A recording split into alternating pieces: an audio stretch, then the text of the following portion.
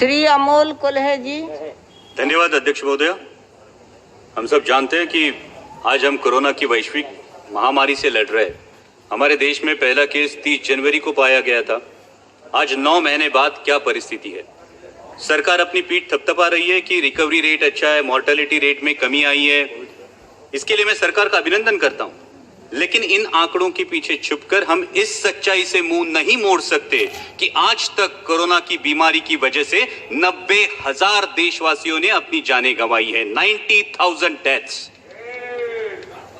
और इसमें indirect death जैसे लॉकडाउन की वजह से सड़क पर चलते हुए माइग्रेंट लेबर्स की मौतें, कारोबार चौपट होने की वजह से परिवारों ने की हुई सामुदायिक खुदकुशियां, ऐसी मौतें शामिल नहीं है।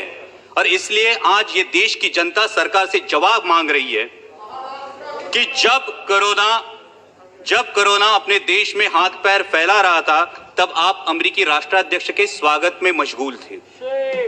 जब देश की सेहत संभालने के प्रयास जरूरी थे, तब आप राज्यों की सरकारें गिराने के प्रयास में लगे हुए थे, और इसका खामियाजा आज देश के हर आदमी को भुगतना पड़ रहा है। अगर दूरदृष्टि दिखाते हुए आपने उसी वक्त हर इंटरनेशनल ट्रैवलर का RT-PCR टेस्ट कराया होता, तो आज ये नौबत नहीं आती। और फिर आपने सरप्राइज इवेंट की तरह लॉकडाउन देश पर थोप दिया। लॉकडाउन लगाते वक्त ये नहीं सोचा कि इसे फेज आउट मैनर में भी लॉकडाउन किया जा सकता है। ये नहीं सोचा कि मार्च के महीने में कोरोना का स्प्रेड सिर्फ शहरी इलाकों में था, ग्रामीण इलाकों में नहीं। और नहीं आपने लोगों को तैयारी करने का अवसर दिया, थोप दिया देशव्यापी लॉकडाउन। परिणाम स्वरूप किसानों के हाथ से फसल चली गई, कईयों की रोजी रोटी चली गई, माइग्रेंट लेबर्स को सैकड़ों किलोमीटर पैदल चलना पड़ा। लोगों ने बच्चों को बिस्कुट खिलाकर, पानी पिलाकर सुला दिया, लेकिन आप पर विश्वास रखकर उन्होंने उफ तक नहीं की। फिर आपने कहा तालियां बजाओ, हमने तालियां बजाई, थालियां पीटी, घंटानाद किया, शंख ध्वनि किए, दिए भी जलाए, हमने सब किया, आप पर विश्वास रखकर किया। और विश्वास ये था कि सरकार पूरी जिम्मेदारी से कोरोना की रोकथाम करेगी। आज भी oxygen bed, ventilator, ICU bed की उपलब्धि के आंकड़े जोर शोर से बताए जाते हैं अध्यक्ष महोदय, लेकिन वास्तविकता क्या है?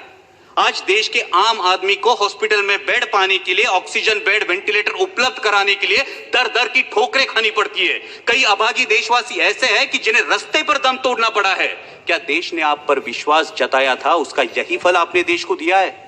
आज 9 महीने बाद भी सर्वशक्तिशाली सरकार देशवासियों के दिलों से इस दहशत को उखाड़ फेंक नहीं पाई, जिनकी उनके दिल में इनसिक्योरिटी है, अपनी जान को लेकर, अपनी सेहत को लेकर, अपने काम को लेकर, अपने भविष्य को लेकर। तो क्या यह हमारी विफलता नहीं है?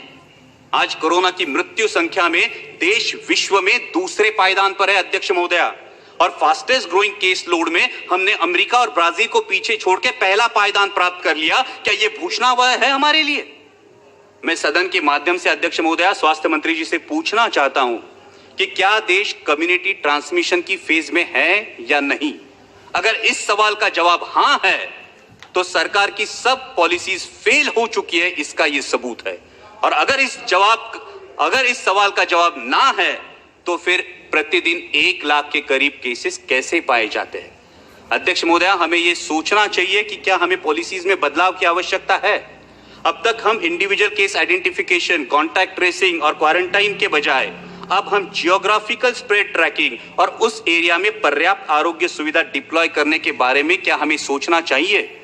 आज कोरोना से जो युवा उभरे हैं वो प्लाज्मा डोनेट करने के लिए रेडी है, लेकिन मैं स्वास्थ्य मंत्री जी से अनुरोध करूंगा कि ICMR का अब तक प्लाज्मा डोनेशन के लिए, प्लाज्मा थेरेपी के लिए क्लियर डायरेक्टिव्स नहीं है।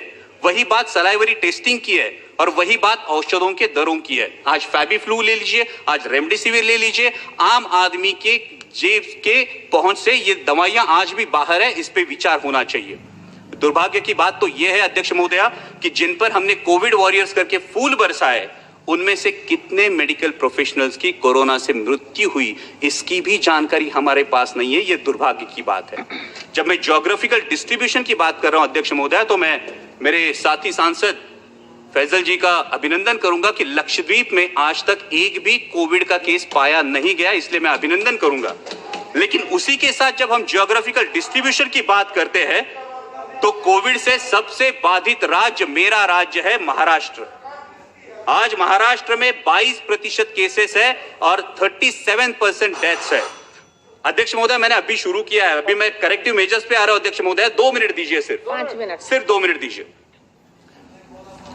और जैसा सांसद अरविंद जी सावंत ने कहा, उस प्रकार से महाराष्ट्र सरकार पूरी तरीके से कोशिश कर रही है, आदरणीय शरद पवार जी के मार्गदर्शन में कर रही है। हमारे स्वास्थ्य मंत्री राजेश जी टोपे आए दिन फील्ड पर है, लेकिन WHO के अनुमान के अनुसार नवंबर दिसंबर में हालात और बिगड़ सकते हैं अध्यक्ष महोदया। और ऐसे में भारत सरकार ने 1 सितंबर से महाराष्ट्र सरकार की ventilators, PPE kits, testing kits, N95 mask, ये मदद पूरी तरह से रोक दी है।